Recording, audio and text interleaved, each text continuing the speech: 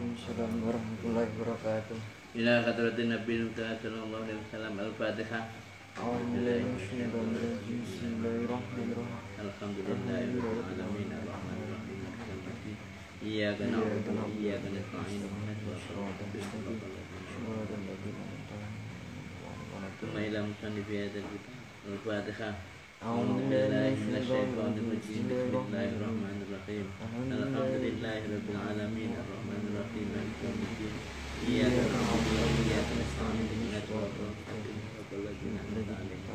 Ghairil maghdubi 'alaihim waladdallin. Ya baik, kemarin sudah kita jelaskan ya tentang, kita bicarakan tentang ilmu fikih. Ternyata sangat penting ilmu fikih. Dikatakan ilmu fikih afdhalu qaidin, yaitu apa? Penuntun yang bagus.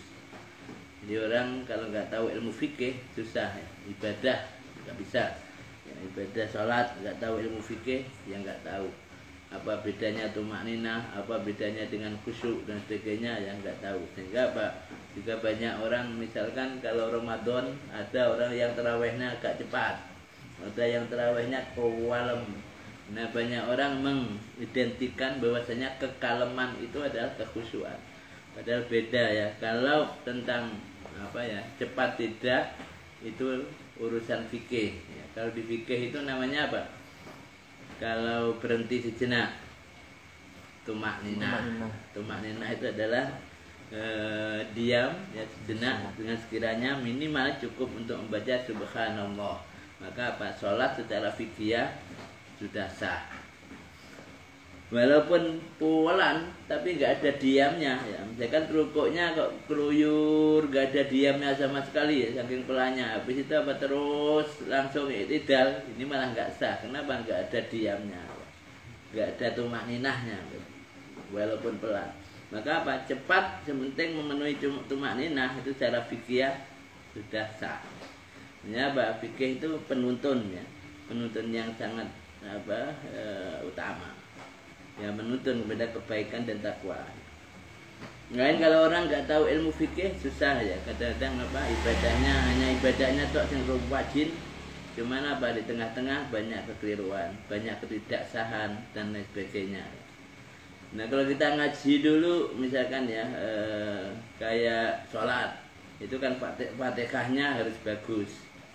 Nah fatihah ini termasuk salah satu rukun daripada sholat. Bila fatihahnya nggak sah maka sholatnya bisa nggak sah dalam fikih. Maka masalah di dalam membaca fatihah bisa jadi sholatnya nggak sah walaupun wajib sholatnya. Apalagi kalau salahnya orang baca Quran salahnya dua ya, ada dua salah. Satu salah khafi, dua khotok jali ya, khotok khafi, khotok jali. Kalau khotok khafi itu apa? Ya salah, tapi apa? Tidak merubah makna. Misalkan terlalu panjang, ya kan ya. Waladhdallin. Padahal seharusnya 6 harokat. Terlalu panjang tapi apa? Itu seandainya salah namanya khafi. Kenapa? Tidak merubah makna. Lain salah kalau dia juga jali itu merubah makna. Misalkan menghilangkan tahdidnya iyyaka na'budu diganti iyyaka na'budu wa iya, maka apa? Maknanya sudah rubah. Bahkan dalam satu kitab diterangkan kalau tahdidnya hilang iyyaka maknanya bukan kepadamu kami menyembah, tapi kepada apa itu matahari aku menyembah, kan jauh sekali. Maka apa itu khotok jali, bisa tidak mengesahkan fatihahnya. Makanya kalau dalam kitab-kitab fikih itu ya, sampai tahdidnya fatihah itu ada berapa? Sampai ada babnya ya, tahdidatul fatihah sampai ada dihitung mulai dari Allah, Ar-Rahman, Ar-Rahim dihitung. Kenapa? Yaitu menjaga biar nggak terjadi apa khotok jali itu ya. Ya, akhirnya apa? Sholatnya wajib tapi nggak sah. Tapi apa? Tidak berarti kalau salah juga nggak sah. Nah, kalau mau belajar ya apa-apa ya. Masih salah tapi tetap mau belajar. Yang jadi nggak sah itu salah tapi nggak mau belajar. Salah apa asal ya, ingin benar. Makanya apa dikatakan fa inna faqihan wahidan mutawarri'an asyaddu 'ala syaitani min alfi abidin. Seorang yang ahli fikih yang wirai maka lebih berat daripada menurut setan daripada 1000 orang yang ahli ibadah. Di sini yang dimaksud ahli ibadah yang tidak tahu fikih. Jadi kok kenceng tok ibadah ya. Kok kenceng tok ibadah. Jadi kalau sholat ya wis tak karepe dhewe. Misalkan lagi tengah-tengah sholat kok gatelan dia gruk padahal apa? Kalau tangannya bergerak 3 kali berturut-turut bisa batal sholatnya. Akhirnya apa? Banyak pekerjaan tapi banyak juga batalnya. Nah itu apa? Sehingga apa? Satu orang fakih itu lebih berat daripada setan. Nah, menurut setan daripada 1000 ahli ibadah yang nggak tahu fikih. Gampang kalau menurut setan yang nggak tahu fikih malah kadang-kadang nggak dilarang ibadah, nggak dihalang-halang ibadah, malah disuruh ibadah yang wajib. Bisa juga belum waktunya aja sudah sujud, saking didorong ya kerajinannya. Tapi apa ya banyak kesalahan cara hukum. Oke. A'udzubillahi minasyaitonirrajim. Bismillahirrahmanirrahim. Wa kadzalika lan kaya mengkono wajib golek ilmu fi sairil akhlaqi ing dalam sekir-kirine pira-pira akhlak. Begitu juga apa? Mencari ilmu juga wajib ya dalam hal akhlak. Dan akhlak itu sangat penting, akhlak itu. Akhlak baik akhlak lisan, akhlak perilaku ya, dan lain sebagainya. Dan kalau kita lihat-lihat sekarang itu justru yang agak merosot itu akhlaknya. Bagaimana gak merosot? Sekarang pembicaraan tuh mengerikan semuanya ya. Mencaci dianggap hebat, melabeli orang wah dianggap mantap. Kalau mengancam-ngancam orang, bahkan belakangan malah ada mendoakan orang dengan doa buruk. Itu. Padahal Nabi, Masya Allah, Nabi itu pernah diminta oleh sahabat ya Rasulullah, uda'u al musyrikin, doakanlah orang keburukan terhadap orang musyrikin. Orang musyrik ini doakan keburukan. Keburukan biar mati atau gimana, itu keburukan. Ternyata Nabi jawabnya tidak iya. Malah apa? Jawabnya aku tidak diutus ya sebagai pelaknat. Lam ub'as la'anan wa innama bu'istu rahmatan. Aku enggak diutus untuk jadi pelaknat, tapi aku diutus menjadi rahmat. Itu kalau dilakoni tenanan ya dalam kehidupan agar wong ngono kabeh, betapa indah hidup ini. Enggak ada orang caci maki, enggak ada orang yang berkelahi, enggak ada orang yang menjelekkan orang, enggak ada orang ngrasani, enggak ada orang adu domba. Wah, indah hidup ini. Nah, ini sekarang banyak yang justru bertentangan dengan ajarannya. Kadang-kadang malah ada mengangkat Islam, tapi apa? Justru banyak yang keluar dari Islam itu sendiri. Ya baik ucapannya. Padahal kalau ucapan itu kalau di Al-Qur'an ada ya, qaulun ma'rufun wa maghfiratun khairum min shadaqatin yatba'uha adza. Ucapan yang indah, ucapan yang bagus, ucapan yang menyejukkan dan pemberian maaf itu lebih bagus daripada sedekah. Tapi diikuti dengan perilaku yang gak enak. Sedekah tapi karo gerundel, karo ngomong itu kalah dengan ucapan yang bagus. Itu saking pentingnya ucapan. Jadi masih bagus ucapan yang bagus. Nah sekarang apa ya? Ya banyak salah persepsi. Padahal kalau masalah ucapan itu jangankan kepada orang Islam ya. Orang dengan non muslim pun harus bagus. Kalau kita lihat di dalam surat Toha kalau nggak salah ya ayat 44. Ketika Nabi Ibrahim dan Nabi Musa menghadapi Fir'aun. Fir'aun ini orang terburuk sedunia di dalam sejarah. Orang terburuk di dunia di dalam sejarah. Itu aja Allah masih tetap berpesan. Qula lahu qawlan layyina la'allahu yatadzakkaru aw yakhsha. Musa dan Harun, berbicaralah dengan Fir'aun qaulan layyina, dengan ucapan yang lemah lembut. la'allahu yatadzakkaru aw yakhsha. Barangkali dia bisa menyadari dan akhirnya takut kepada Allah. Betapa hebat ya Islam. Namanya orang dulu, kalau orang dulu melakukan benar-benar mengaplikasikan akhlak Islam. Para pejuang-pejuang wali songo dan sebagainya, sehingga apa? Ya orang nggak usah nunggu. Orangnya yang gerudukan ingin tahu Islam itu sebenarnya kayak apa. Nah kalau sekarang wah malah kadang-kadang ngeri ya melihat umat Islam itu ya perilakunya. Akhirnya apa? Itu merugikan Islam itu sendiri yang sebenarnya tinggi tapi menjadi ternistakan. Kalau Islam itu kan al-Islamu ya'lu wa la yu'la alah ya. Islam itu tinggi dan gak bisa ditinggi oleh apapun.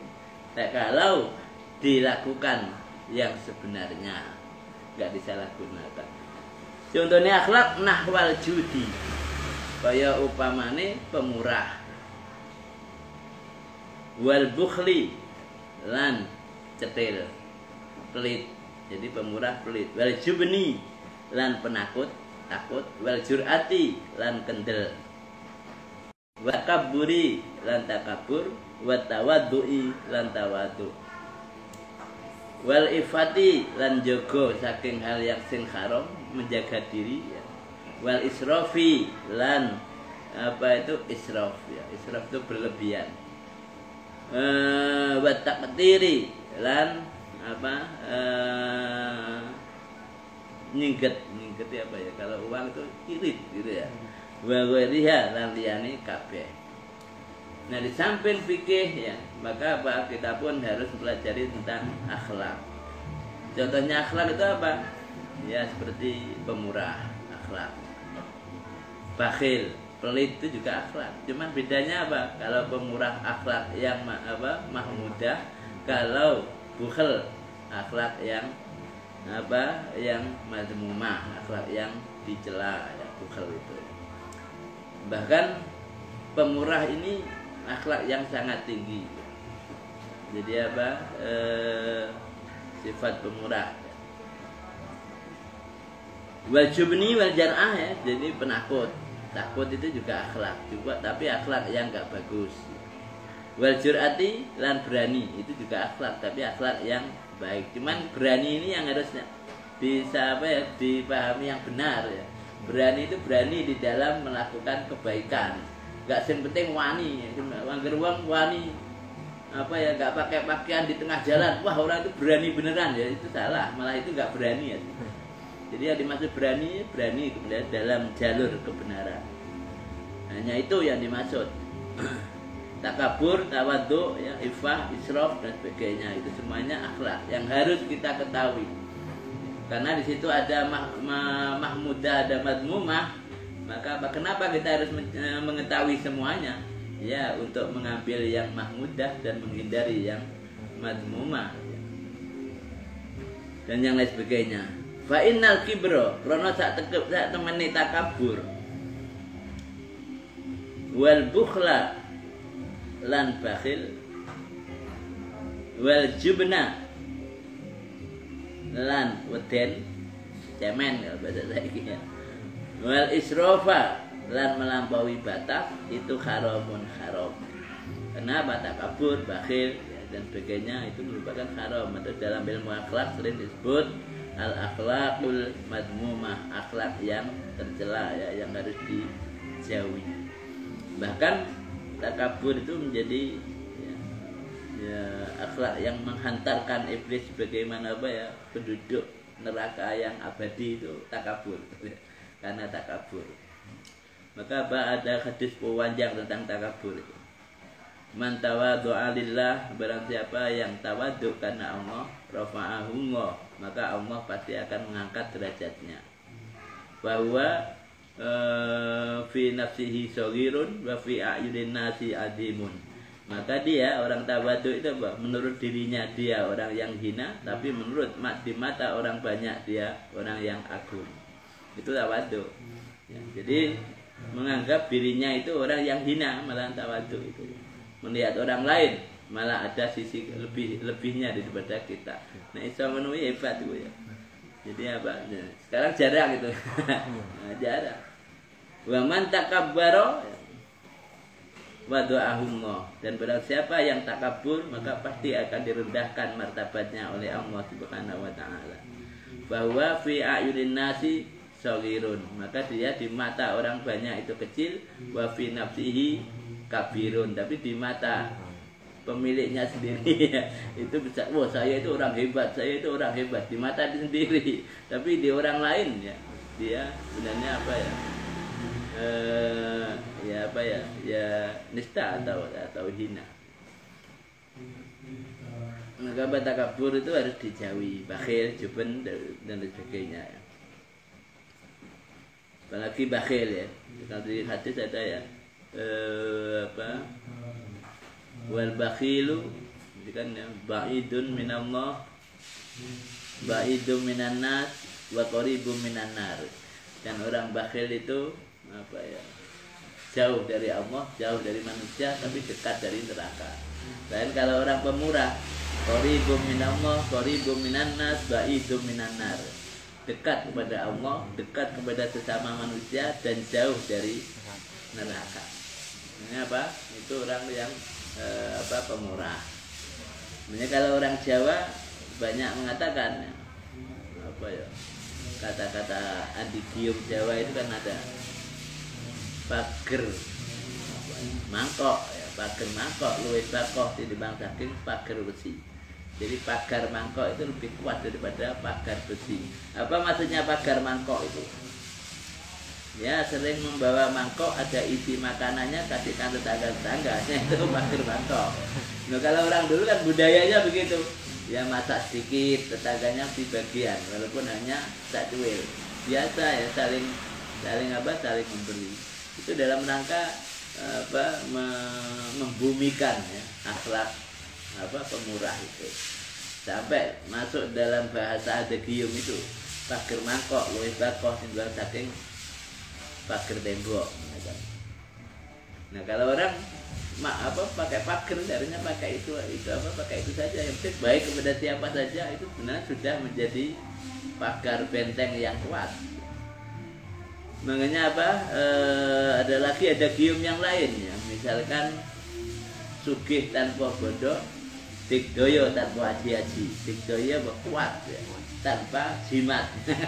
Nah, jimatnya apa? Ya itu tadi, banyak berbuat baik kepada orang lain, itu sudah menjadi benteng atau jimat ya, kepada siapa saja. Kita asal kita berbuat baik kepada siapapun ya, insya Allah. Makanya apa? Hidup ini harus menjalankan khairun nas anfa'uhum linnas, yaitu baik-baik manusia yang paling banyak memberi manfaat kepada orang lain.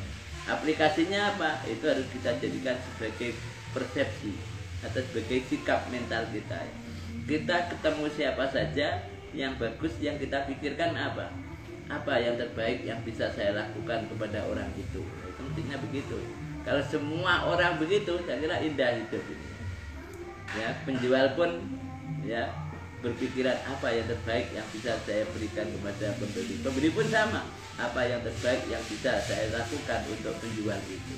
Sebenarnya kalau orang dulu hanya benar-benar itu real di dalam kehidupan. Akhirnya apa? Yang penjual misalkan ya, setelah bayar anak susuk titik-titik, tidak usah. Itu indahnya orang dulu itu ya. Yang apa, pembeli, penjual juga begitu. Itu orang dulu gayanya begitu. Membeli, wah, timbangan ini tambahin titik-titik. Nah, itu hebatnya, indah hidup itu ya. Di saat itu dilakukan apa, cara sikap itu. Jadi sikap selalu ingin berbuat baik kepada siapapun, dan selalu berpikir apa yang terbaik yang bisa dilakukan kepada siapapun.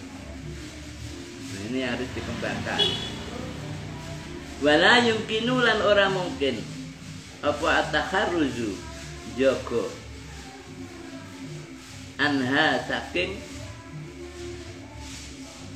kibir, bukhul, juben, israf ya, lan salian atau saking goiriha illa bi ilmiha, kejaba kelawan ngaweruhi ing ya kabeh ya, kibir, bukhul, juben, israf.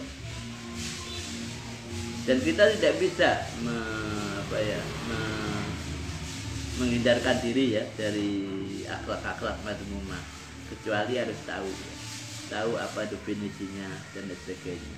Akhlak sendiri itu sebenarnya apa akhlak itu? Yaitu sikap mental. Jadi sikap hati kita yang menimbulkan perbuatan-perbuatan tanpa banyak dipikir. Kalau kita punya sikap kasihan kepada orang, begitu ada orang kecelakaan, ya sudah otomatis ya kita mendatangi untuk menolongnya. Lain kalau pakai berpikir, ya sama-sama mendatangi untuk menolongnya, tapi untuk mencari dompetnya. Nah, itu beda lagi. Itu bukan akhlak. Karena dia kesana tendensius. Karena ada berpikir yang lain sebagainya. Apalagi kalau masa pilkades dan sebagainya, banyak orang pemurah itu, ya kan? Yang namanya uang 50.000 ini murah sekali sana. Apakah itu termasuk akhlak? Ya dilihat dulu. Ya bisa akhlak, bisa bukan. Bisa pemurah, bisa bukan. Kalau tendensius hanya biar orang-orang memilih dirinya, maka Ya bukan akhlak. Itu bukan akhlak. Nah, kemudian sehingga kalau bukan akhlak, karena tendensius, maka tidak sedikit bahkan ya kalau kita lihat berita-berita.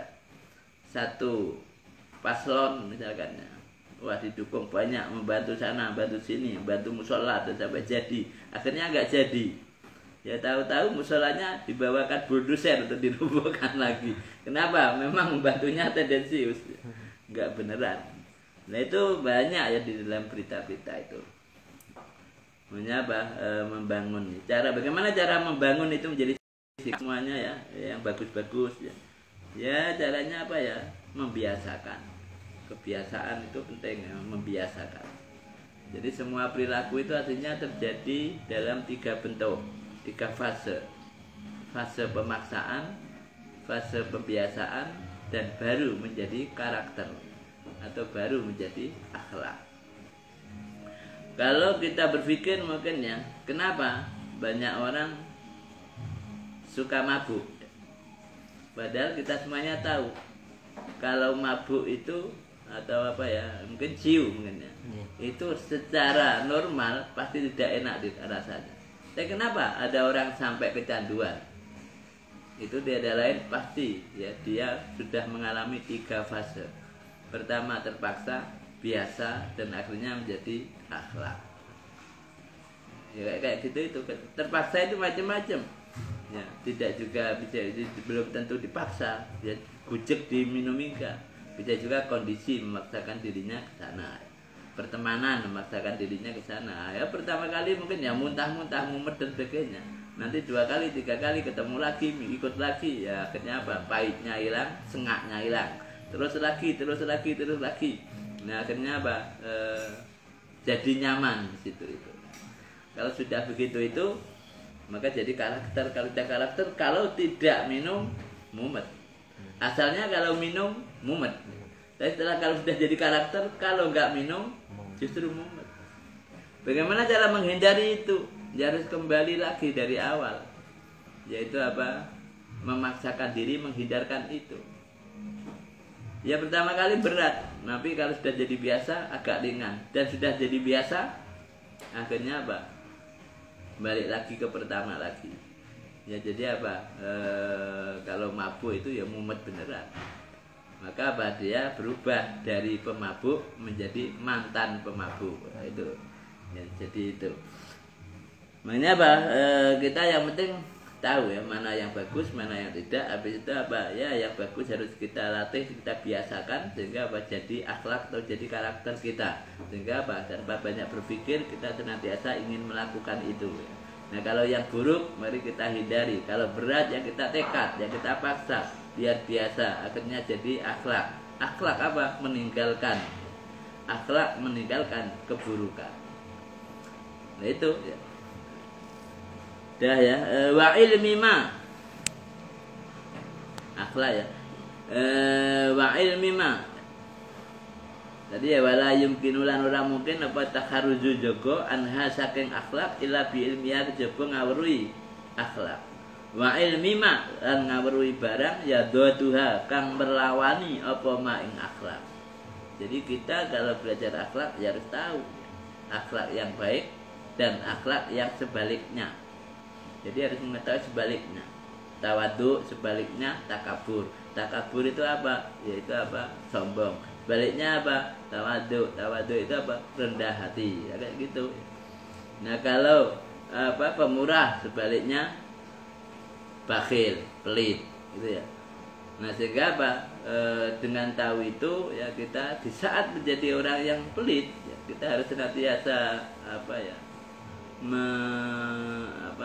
Meneliti ya atau mengikuti perkembangan jiwa kita itu. Loh saya kok pelit? Nah segera dilatih untuk menjadi pemurah. Nah terus begitu terus ya. Saya kok takabur, segera berlatih untuk meninggalkan itu.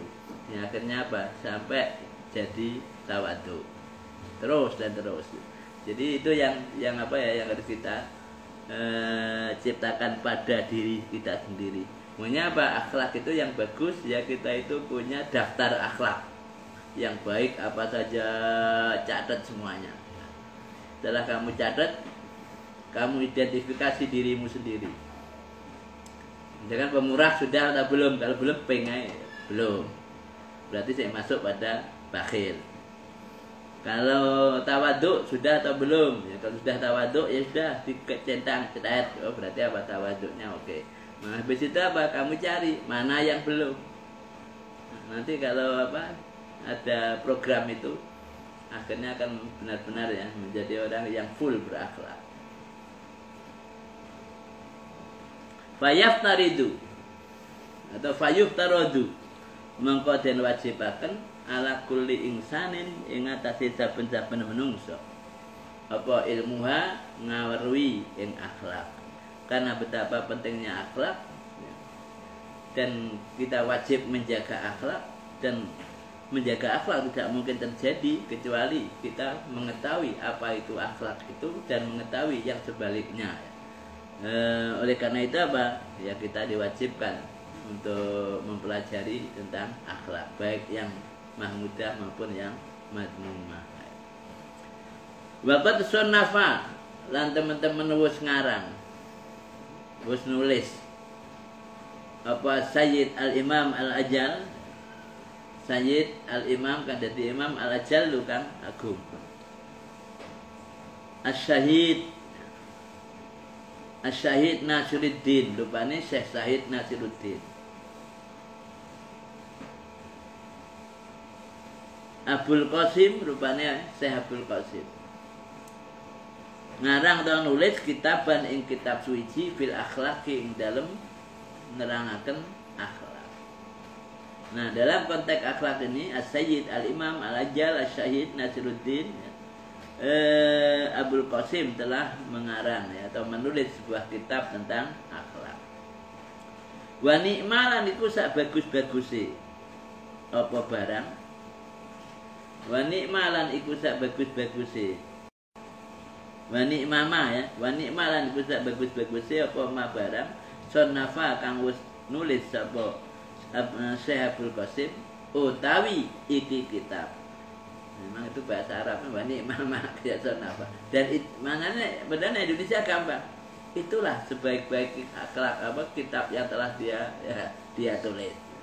Akhirnya jadi wani ma sonnafa. Nah, karena kitab itu bagus ya, kitabnya Syekh Abul Qasim bagus. Fayajibu mongko wajib ala kulli muslimin ing atase saben-saben wong Islam. Apa khifduha? Jaga ing akhlak. Jadi apa? Karena akhlak penting ya, maka setiap muslim harus menjaga akhlak. Jangan sampai menjadi muslim justru kehilangan akhlak. Kita orang Islam tuh banyak akhlak Islami ini beres juga ya. Orang lain pasti kagum dengan Islam. Dan kita jangan sampai mengekspresikan Islam, mengatasnamakan Islam dengan akhlak yang di luar Islam. Itu apa? Akhirnya apa? Merugikan Islamnya, bukan kitanya. Karena kalau orang lain melihat Islam itu yang dilihat apanya? Mereka nggak pernah buka Quran, mereka nggak pernah buka hadis, nggak pernah buka ini itu, fikih juga nggak pernah. Taunya hanya Islam itu kayak apa. Maka yang mereka lihat apa? Orangnya. Jadi umatnya. Seperti apa umatnya mengekspresikan Islam di dalam kehidupan? Kalau umatnya menjadi orang yang apa ya, ganas misalkan, ya orang lain mengatakan, oh Islam itu berarti apa? Keganasan. Kalau umatnya mengekspresikan dalam kehidupan apa ya, kejam ya dengan orang lain, ya orang lain melihat, oh Islam itu kekejaman. Dan selanjutnya, ya kalau umatnya mengekspresikan Islam dengan sering menipu, makanya orang lain juga melihat, oh Islam itu adalah tipu-tipuan, terus begitu. Itu menurut saya, kalau kita mengangkat Islam tapi dengan akhlak yang di luar Islam, menurut aku malah merendahkan Islam. Ya, kalau memang nggak usah pakai Islam-Islaman ya,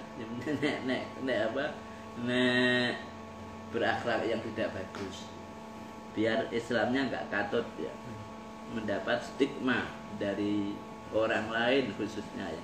Karena apa? Sasaran dakwah kita itu orang non muslim. Jadi sasaran dakwah kita orang non muslim.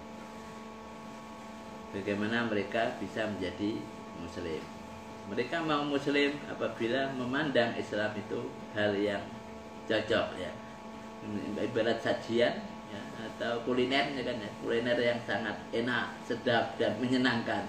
Itu baru mereka mau ya. Nah kalau kita kan kebanyakan dakwahnya kepada orang Islam ya. Jadi orang dai sekarang dakwahnya kepada orang Islam. Jadi wis Islam didakwahi neh tentang Islam. Udah ya segoro. Anak-anak malah sing wis didakwahi wong Islam tapi malah dikafir-kafir nih yang didakwahi. Nah ini malah aneh lagi.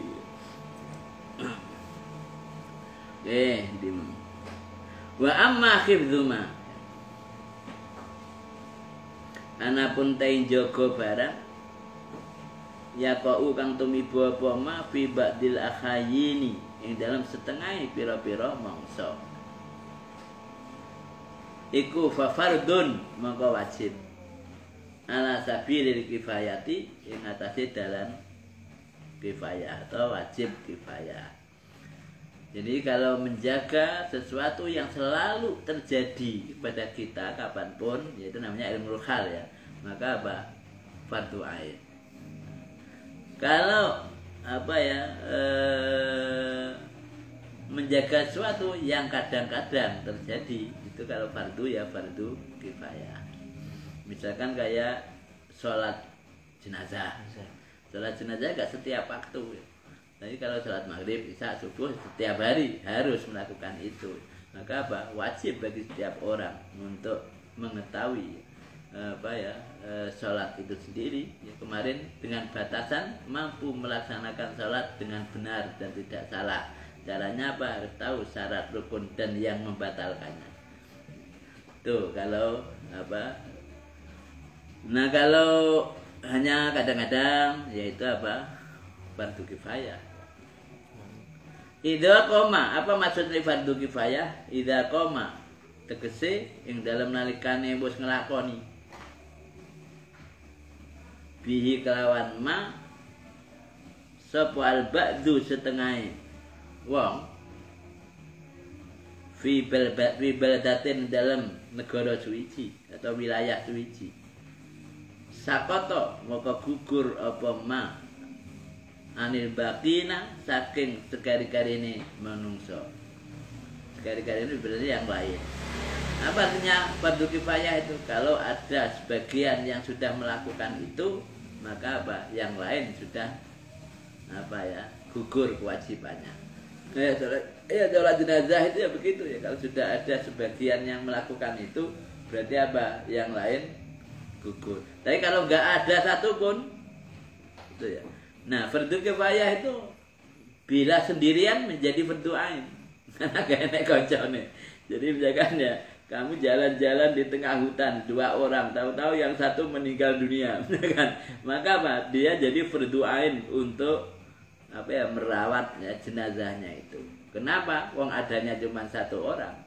Kalau adanya dua orang, satu melakukan, yang satu sudah gugur. Ada 3 orang, satu melakukan, mungkin yang 2, tapi tidak sendirian, kan nggak ada yang mewakili. Ya, jadi berdoain. Makanya bisa jadi apa ya? Bisa jadi apa? Mungkin pertanyaannya, kapan fardu kifayah menjadi berdoain? Fa'il lam yakun, monggo lamun ta ora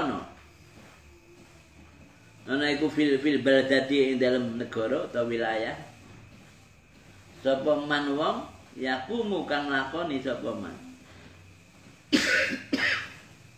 bihi kelawan ma istaraku, mongko padha sekuton apa bersama-sama, mongko padha sekuton sapa